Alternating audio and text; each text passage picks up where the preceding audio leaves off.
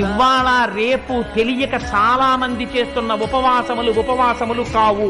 కడుపు నిండా తినేస్తే కన్ను పడిపోతుంది కాబట్టి కన్ను పడిపోనంత సాత్వికమైన పదార్థం శరీరం నిలబడడానికి కావలసినంత ఈశ్వరానుగ్రహంగా తిని ఆ ఓపికతో శరీరం అద్యంకులకిది ధర్మ సాధనం కాబట్టి భగవదారాధనం చెయ్యడం ఉపవాసము. ఉప అంటే సమీపమునందు, వసి అంటే నివసించుట, ఈశ్వరుని గుణముల యందు తాను మునుక వేయుట, దీనికి ఉపవాసం అని పేరు.